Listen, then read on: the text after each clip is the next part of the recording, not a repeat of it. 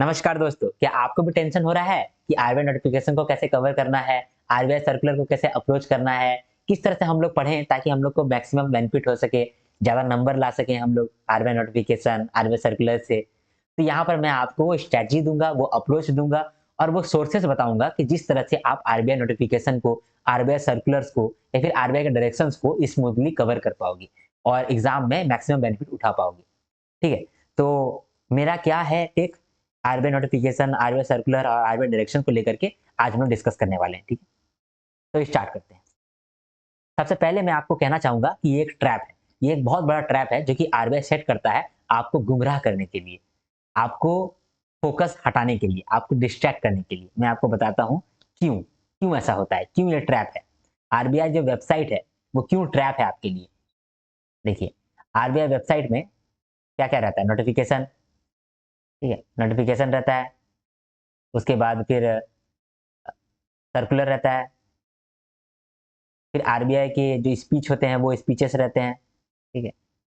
Master direction होता है, ये सब से आपका एग्ज़ाम में क्वेश्चन आता है, ठीक है? मास्टर डायरेक्शन होता है, ठीक है? और एक कुछ बेसिक आइटम्स है, वो बेसिक आइटम से भी आपका सवाल पूछे जाते हैं, समझे? जैसे फंक्शंस वगैरह हो गए, फंक्शंस वगैरह हो गए, तो यहाँ से आपको सवाल देखे जाते हैं, आरबीआई वेबसाइट में नोटिफिकेशन, सर्कुलर, स्पीचेस और मास्टर डायरेक्शन, बेसिक आइटम। लेकिन यहाँ से जो सवाल आएगा ना, वो सवाल आएगा मान लीजिए कि 16 नंबर का आपका सवाल आया है, ठीक है? इन 16 नंबर में से आपका 10 नंबर जो है, वो 10 क्वेश्चन जो है, वो इम्पोर्टेंट होगा, ठीक है? वो इम्पोर्टेंट होगा, तो जो यूट्यूब का सेशन है, उसमें कवर होगा। यूट्यूब के सेशन में कवर होगा। उसको यूट्यूब का टीचर लोग कवर कराया होगा, ठीक है? और इसमें से 6 क्वेश्चन ऐसा होगा, जो कि इम्पोर्टेंट नहीं है, नॉट इम्पोर्टेंट, ठीक है? लेकिन है ईज़ी, ठीक है? जो यूट्यूब सेशन में नहीं कवर कराया है, ठीक है? तो यूट्यूब सेशन में कवर नहीं कराया है। आप गए एग्ज़ाम में, देखें ये 6 क्वेश्चन, ये 6 क्वेश्चन तो ईज़ी था। और ये 6 क्वेश्चन में क्या बोलते हैं, कोई टीचर लोग तो इसको कवर नहीं कराया है। तो आपके दिमाग में खड़का कि ये 6 क्वेश्चन पढ़ने के लिए हम अपने से जाकर के नोटिफ़िकेशन देखने लगेंगे, अपने से जाके सर्कुलर देखने लगेंगे, अपने से जाके स्पीच देखने लगेंगे। ठीक है? यहाँ पर आप फँस गए। यहाँ पर वो फँसाना चाहता था, आप फँस गए। वो जानबूझ के ये 6 क्वेश्चन दिया है, ताकि आपके मन में ये शंका पैदा हो जाए कि आपको खुद जाकर के नोटिफ़िकेशन, सर्कुलर और स्पीचेस को पढ़ना है। और नोटिफ़िकेशन तो बहुत सारा है, सर्कुलर तो बहुत सारा है, स्पीचेस तो बहुत सारा है, मास्टर डायरेक्शन तो बहुत सारा है। आप पढ़ते-पढ़ते रहोगे, दिन भर पढ़ते रह जाओगे, आपको समझ में नहीं आएगा कि क्या याद करना है, क्या याद नहीं करना है और यहाँ पर आप अपना फ़ोकस लूज़ करोगे और यहाँ पर आपका नंबर नहीं आएगा। यहाँ पर जो आप बाकी जगह से नंबर इकट्ठा कर सकते थे, वो नंबर भी इकट्ठा नहीं करोगे, डिस्ट्रैक्शन मिल जाएगा, फँस जाओगे। यही वो करना चाहता है और मैक्सिमम बच्चा फँस भी रहा है, तो क्या करना चाहिए? ये 6 नंबर को इग्नोर कर देना चाहिए। क्योंकि ये जो 6 नंबर है, जब यूट्यूब सेशन वाला भी प्रिडिक्ट नहीं कर पाया ना, तो आई एम श्योर कि आप भी नहीं कर पाओगे। इस 6 क्वेश्चन में से आप हो सकता है कि 1 क्वेश्चन आप पढ़ पाओ, लेकिन ये 1 क्वेश्चन के लिए आप बहुत टाइम बिता रहे हो, 5-6 दिन लगा रहे हो, तो वो मैं कहूँगा कि वो बुद्धिमान वाला बात नहीं है। तो आप यहाँ पर क्या करो, ये 6 क्वेश्चन को इग्नोर कर दो, ठीक है? अपने आप को सेव कर लो और बोलो कि चुपचाप हम यूट्यूब सेशन देखेंगे। यूट्यूब सेशन में जो भी बताया गया है, उसको हम ध्यान से देखेंगे। अब यूट्यूब सेशन में क्या इम्पोर्टेंट है, क्या इम्पोर्टेंट नहीं है, वो कैसे मालूम चलेगा? वो इम्पोर्टेंट मालूम चलेगा जब आप प्रीवियस ईयर क्वेश्चन को देखे होंगे। तो प्रीवियस ईयर क्वेश्चन जो मैंने डाला है, वहाँ पर आप देख लीजिए, ठीक है? और जब वो देखेंगे, जो प्रीवियस ईयर क्वेश्चन है ना, वो आप हर 7 दिन में देख ही लीजिए एक बार, समझे? उससे क्या होगा ना कि आपके दिमाग में आप कभी भूलेंगे नहीं कि क्वेश्चन कैसे पूछा जाता है। और उसके बाद जो भी आप सेशन देखेंगे यूट्यूब का सेशन, आपके दिमाग में क्लियर रहेगा कि हाँ, यहाँ से ऐसा सवाल पूछा जा सकता है, यहाँ से ऐसा सवाल पूछा जा सकता है, समझे? तो यूट्यूब सेशन में आपका 10 नंबर रहता है, वहाँ 10 नंबर आप ला सकते हैं। तो आप अपना फ़ोकस को बँटने नहीं दीजिए, जो आपका टाइम बचता है, उस टाइम को आप कहीं और यूज़ करिए, समझे? प्रोसेस को सिंपल रखना बहुत ज़रूरी है, प्रोसेस को जितना कॉम्प्लिकेट करिएगा, आप उतना फँस जाइएगा, ठीक है? तो ये जो 10 नंबर लाना है, इसका भी कुछ स्ट्रैटेजी होगा, ठीक है? और क्या हमको क्या नोटिफ़िकेशन, सर्कुलर, स्पीचेस बिल्कुल भी नहीं देखना है आरबीआई वेबसाइट से, सिर्फ़ यूट्यूब सेशन देखना है, तो ऐसा बात भी सही नहीं है। आपको थोड़ा-सा देखना पड़ेगा नोटिफ़िकेशन, थोड़ा-सा सर्कुलर देखना पड़ेगा, स्पीचेस देखना पड़ेगा, लेकिन लास्ट मंथ में देखना, हमेशा नहीं देखो, लास्ट मंथ होगा तब देखना। एग्ज़ाम है मार्च में, तुम फरवरी में देख लो, फरवरी में पूरा तुम देखो नोटिफिकेशन, पूरा सर्कुलर, पूरा स्पीचेस देखो, लेकिन उससे पहले नहीं, उससे पहले मत देखो, उससे पहले तुम यूट्यूब सेशन पे ही फोकस रहो। ठीक, तो क्यों ये ट्रैप था वो मैंने बताया आपको। ठीक है, अब हम लोग देखेंगे कि स्ट्रैटेजी क्या रहेगा। तो मैंने ये एक बात कहा ही कि देखिए 15 नंबर का सवाल आपसे पूछा जाएगा, उसके लिए आपको 1000 पेज पढ़ना पड़ेगा। तो 1000 पेज मत पढ़ो, इसको अवॉइड कर दो। कैसे आप अवॉइड करोगे? देखो ये 1000 पेज में जो इंपॉर्टेंट पेज होगा ना, वो न्यूज़पेपर में ऑलरेडी आया हुआ होगा, क्योंकि वो इंपॉर्टेंट है। तो न्यूज़पेपर में जैसे कि economic times, financial express, business standard, इस तरह का जो न्यूज़पेपर है वहाँ पर वो कवर्ड रहेगा। अगर वहाँ कवर है ना, तो आरबीआई 247, जैसे कि अनुज जिंदल सर का ये सीरीज आता है आरबीआई 247, वहाँ पर भी कवर रहता है। आप देख लेना, इकोनॉमिक टाइम्स आप पढ़ो 7 दिन, समझे, फाइनेंशियल एक्सप्रेस पढ़ो और बिजनेस स्टैंडर्ड पढ़ो। ठीक है, यहाँ पर जो इंपॉर्टेंट टॉपिक रहेगा ना फाइनेंस से रिलेटेड, या फिर जो आरबीआई नोटिफिकेशन में होगा, ये सब ऑलरेडी सर कवर कराएंगे, समझे, आरबीआई 247। तो वहां से आप कवर कर लो। ठीक, और जो यूट्यूब का वीडियो आता है ना, वही सफिशियंट है, क्योंकि वही मोर देन इंपॉर्टेंट है। तो आपसे आरबीआई जो है ना, वो लेस इंपॉर्टेंट तो पूछेगा नहीं, जो इंपॉर्टेंट है वही तो पूछेगा, जो हर जगह इंपैक्ट करता है वही तो पूछेगा, तो वही पूछेगा। और एक आध वो यूनिक क्वेश्चन पूछ लिया, एक आध वो हार्ड क्वेश्चन पूछ लिया, तो आंख बंद करके स्किप करो यार, तुमको तो पास करना है, तुम हर हर क्वेश्चन थोड़ी सॉल्व करना है, समझे। तो ये बात है। तो आरबीआई 247 जो वीडियोस आता है उसको आप कवर करो, और इन्हें टेंशन मत लो, अपना प्रोसेस को सिंपल रखो। जितना प्रोसेस सिंपल रहेगा उतना आप उसको कंसिस्टेंटली कंप्लीट कर पाओगे, नहीं तो आप फिर उलझ जाओगे, बस फंस जाओगे। इसीलिए मैंने कहा कि आपको ट्रैप में बांध के रखा था, आपके दिमाग में शंका डाला था। ठीक, जो मैं आपको शंका क्लियर कर रहा हूँ, आपके डाउट को क्लियर कर रहा हूँ। ठीक, ये तो ठीक है। यहाँ पे मैंने लिखा है, is it important for at all, क्या आरबीआई नोटिफिकेशन इंपॉर्टेंट है या नहीं है? इंपॉर्टेंट तो है भाई। कैसे इंपॉर्टेंट है? पूरा आरबीआई वेबसाइट इंपॉर्टेंट है। क्यों? क्योंकि देखो फाइनेंस फेज 2 में ये आपको काफी मदद करेगा, आपको डिस्क्रिप्टिव आंसर लिखने के लिए मदद करेगा। जो आरबीआई स्पीचेस होता है लास्ट मंथ का, उसको आपको कवर करना चाहिए, क्योंकि वहां से आपको बहुत फॉर्डर मटेरियल मिलेगा, जहां पर आपको कंटेंट मिलेगा लिखने के लिए, समझे। और आरबीआई रिपोर्ट तो आपको हमेशा ही यूजफुल है। आरबीआई रिपोर्ट तो जो इंपॉर्टेंट रिपोर्ट है उसको तो आपको करना ही चाहिए। तो ये तो यूट्यूब टीचर वाला भी कराता है, तो वहां से आपको करना ही चाहिए।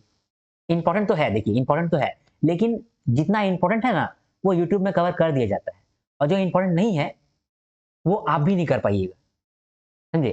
क्योंकि जो टीचर 4-5 साल का एक्सपीरियंस के साथ इंपॉर्टेंस नहीं ढूंढ पा रहा है, तो आप कैसे इंपॉर्टेंट ढूंढ पाइएगा?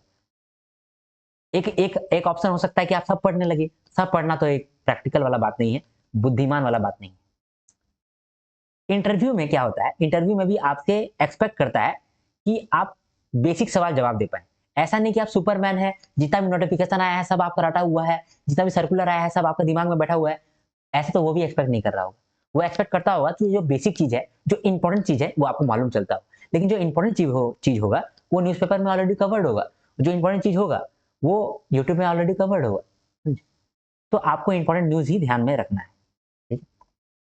अब क्या करना चाहिए क्या नहीं करना चाहिए, स्ट्रेटजी क्या रहेगा, समझे। तो देखिए लास्ट सेकंड मंथ जब हो, यानी कि जब नोटिफिकेशन आ गया, तो वो लास्ट सेकंड मंथ होता है।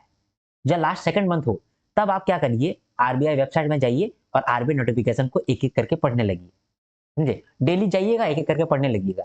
जो आपके सिलेबस से रिलेटेड होगा वो आप पढ़िएगा, सिलेबस से रिलेटेड नहीं होगा तो मत पढ़िएगा। सिलेबस से कैसे रिलेटेड होगा, कैसे जानेंगे? तो फाइनेंस का जो सिलेबस है उसका मैंने सिलेबस डाला हुआ है और याद कराया है, तो वो आप याद कर लीजिए, समझे।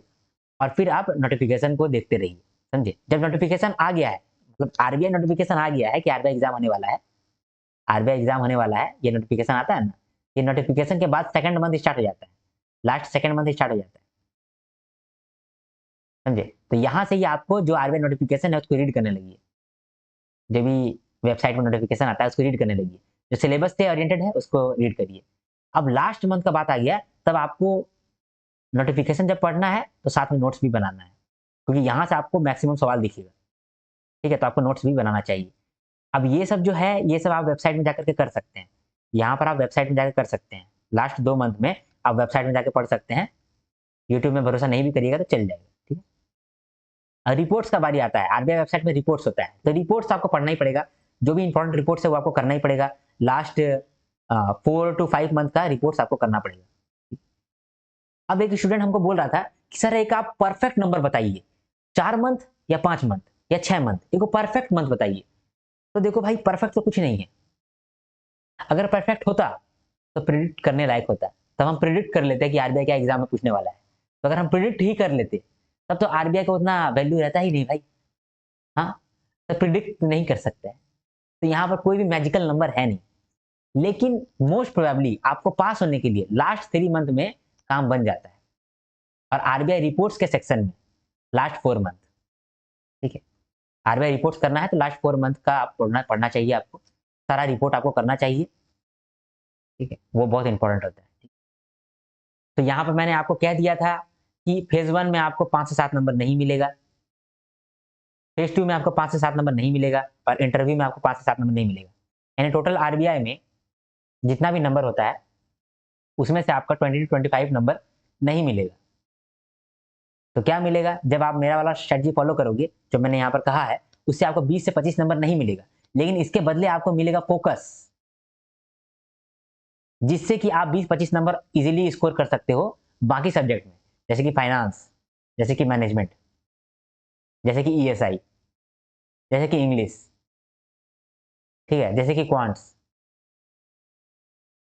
तो यहाँ पर जो आप 20-25 नंबर लूज कर रहे हो, तो अगर लूज नहीं करते तो आपको 1000 घंटा देना पड़ता है यहाँ पर। ये 1000 घंटा को आप यहाँ लगाओ, अगर यहाँ आप 1000 घंटा लगाओगे तो 25 नंबर नहीं, आप 50 नंबर स्कोर कर पाओगे, फैक्ट है, समझे। तो 20-25 नंबर को सेक्रीफाइस करो ताकि आपका 50 नंबर आ सके, ठीक है। तो बुद्धिमत्ता यही है कि आप प्रोसेस को सिंपल रखिए, प्रोसेस को सिंपल रखिए।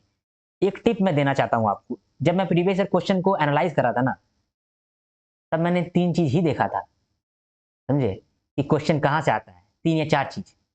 एक पीआईबी से सवाल आता है, समझे, एक सवाल आता है आपका जीए का मिसलेनियस सेक्शन से, जहां पर पूछता है ना कि कौन अपॉइंटमेंट क्या हुआ, कौन आदमी मर गया, इंपॉर्टेंट डेज, इंपॉर्टेंट थीम्स, यहां से सवाल आता है, ठीक है। कुछ सवाल आता है रिपोर्ट्स को लेकर के, ठीक है। उसके बाद कुछ सवाल आता है स्कीम्स को लेकर के, लेकिन स्कीम्स भी वही सब होगा जो यहाँ पर आया होगा, तो स्कीम्स के लिए मैं अलग से नहीं बोल रहा हूँ कुछ। तो रिपोर्ट्स वगैरह कुछ होगा। फिर फाइनेंस, फाइनेंस का जो सिलेबस होगा जो कि न्यूज़ में चल रहा होगा, फाइनेंस का जो न्यूज़ चल रहा होगा, इकोनॉमिक टाइम्स में वो न्यूज़ चल रहा होगा, ठीक है। वही न्यूज़ बिजनेस स्टैंडर्ड में भी आपको दिखने को मिलेगा, और वही न्यूज़ आरबीआई 247 में भी सर कवर कराते हैं, ठीक है। तो वो फाइनेंशियल न्यूज़ एक क्वेश्चन पूछा जाता है। और एक होता है ईएसआई न्यूज़।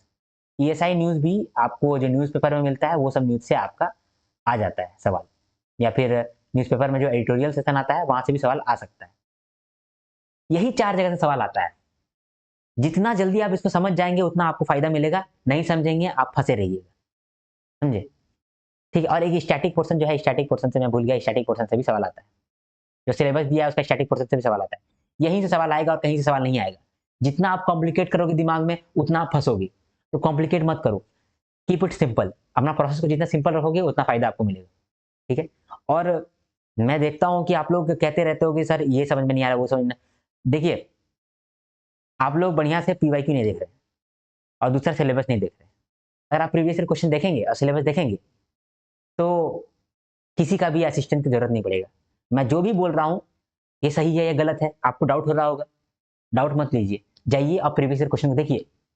जो प्रीवियस ईयर क्वेश्चन है वहां पर आपको सारा क्लियरिटी मिलेगा, समझे। पीआईबीज के वीडियोस में डाले हैं, समझे, जीए मिसलेनियस के वीडियोस डाले हैं, रिपोर्ट्स या फिर फाइनेंशियल न्यूज है उस पर मैंने न्यूज डाले हैं, मैं उस पर वीडियोस डाले हैं।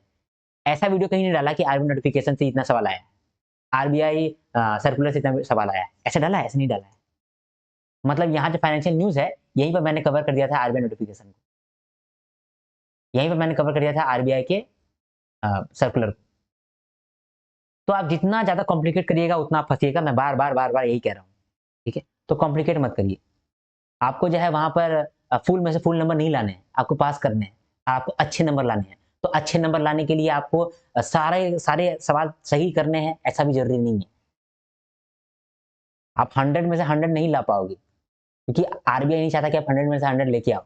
आप 100 में से 50 नंबर लाओगे, 40 नंबर लाओगे, तो बाकी का जो 40 नंबर हो गया, 50 नंबर हो गया जो आप नहीं ला पा रहे हो, ये सवाल क्या ऐसा सवाल है जो कि आप कभी जवाब नहीं दे सकते हो? हाँ, ऐसा ही सवाल पूछता है कि आप जवाब दे ही नहीं सकोगे। ये सवाल जो आते हैं ये आपका शंका पैदा करता है, ये आपको कहता है कि देखो ये 40-50 नंबर कहां से आया है, ये आया है इतना बड़ा किताब से, तो आपको सब चीज कवर करना चाहिए ये 40-50 नंबर लाने के लिए। बकवास, आपको ये 40 नंबर जो आ सकता है इसमें फोकस करना चाहिए, और ये इतना सही में ही आ जाएगा, इतना सा पढ़ने से ही आपका आ जाएगा। तो थोड़ा सा बुद्धि लगाओ। आपने देखा होगा 80% एफर्ट से 20% नंबर आता है, और 20% एफर्ट से 80% नंबर आता है ना। तो प्रोसेस को जितना सिंपल रखोगे उतना फायदे में रहोगे, अदरवाइज फायदे में मत रहोगे, मतलब नहीं रहोगे। You will get time and peace and most importantly focus, जो कि आपको नंबर देगा। जैसे आप फोकस करेंगे दूसरे सब्जेक्ट पे तो आपको ज्यादा नंबर आएगा। ठीक? अगर आपने मेरा बात माना तो आप 5 से 7 नंबर फेज 1 में खोएंगे, 5 से 7 नंबर फेज 2 में खोएंगे, और 5 से 7 नंबर इंटरव्यू में खोएंगे, लेकिन आपको मिलेगा उसके बदले में फोकस, जो कि आपको 50 नंबर बढ़ा करके देगा। ये 50 नंबर कहां से आएगा? बाकी सब्जेक्ट से आएगा, क्योंकि बाकी सब्जेक्ट में आप इतना ही मेहनत कर लोगे, आपका 50 नंबर आ जाएगा। सबसे बड़ा जीए में नंबर लाने के लिए याद करिए जीए मिसलेनियस पोर्शन, इसको आप कवर कर लीजिए, सिर्फ अकेले यही कवर कर लीजिएगा ना, तो हम गारंटी के साथ कहते हैं कि आप 15 नंबर लेकर के आ जाइएगा, गारंटी के साथ कहते हैं। लेकिन जीए मिसलेनियस आपका अच्छा से कवर होना चाहिए लास्ट 3 मंथ। ठीक है, तो कंफ्यूज तो नहीं हो गए ना आप? मैंने क्या कहा आपको कि आप सिंपल रखिए सबको। कोर बता देता हूं मैं आपको, कोर, नहीं तो आप बोलेंगे कि मैं कंफ्यूज हो गया, आपने इतना कुछ बोला। तो कोर ये है कि आप दिमाग मत लगाइए, लास्ट सेकंड मंथ आएगा जब, या फिर लास्ट मंथ जब आएगा, उस समय सिर्फ आरबीआई नोटिफिकेशन को पढ़ लीजिएगा। ठीक है, उस समय आरबीआई सर्कुलर को देख लीजिएगा, थोड़ा सा पढ़ लीजिएगा, जो भी सिलेबस से ओरिएंटेड होगा। ठीक है, आरबीआई स्पीचेस को पढ़ लीजिएगा। ठीक है, लास्ट सेकंड मंथ और लास्ट मंथ। ये क्या हो गया? तो सर बाकी मंथ अभी अभी क्या करेंगे? अभी चुपचाप से आप आरबीआई 247 देखिए, और अगर नोट्स बनाना है तो वहीं से नोट्स बनाइए। है ना? ठीक। और सबसे बड़ा बात भूल गया, सबसे बड़ा बात, पीवाईक्यू एनालाइज किया है मैंने, उसको आप देखिए। नहीं देखिएगा सबसे बड़ा गलती आपका वहीं पर हो जाएगा। पीवाईक्यू का गलती मत करिए। लाइक कर दीजिए, पहले लाइक कर दीजिए, मैं तो बोलने भूल गया, लाइक कर दीजिए। लाइक नहीं करिएगा तो ये वाला वीडियो भी मेरा दूसरे तक रिकमेंड नहीं होगा। तो अब लाइक करिए, आप पीवाईक्यू को भी देखिएगा। लाइक करने का मैं समय देता हूँ 10, 9, 8, 7, 6, 5, 4, 3, 2, 1। ठीक है, तो यहीं तक समाप्त हो गया, इतना ही था। तो फोकस, ठीक है, फोकस करिए। जब आप फोकस करेंगे तो आप खुश रहेंगे। ठीक है?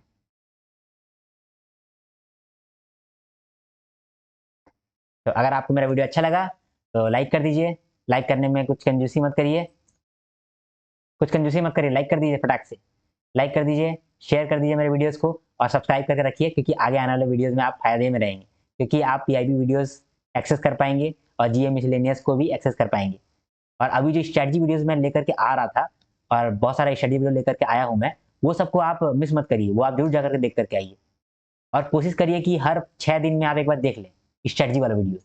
और PYQ analysis, PYQ analysis boring है मैं मानता हूँ, लेकिन यही आपको पास कराएगा। ठीक है, ना ही मैं आपको पास करा पाऊंगा, ना ही कोई और पास करा पाएगा, लेकिन पीवाईक्यू जो है वो आपको पास कराएगा, आपका डाउट को क्लियर करते रहेगा। तो हर 7 दिन में आप पीवाईक्यू को देखते रहिए और स्ट्रेटजीज को देखते रहिए।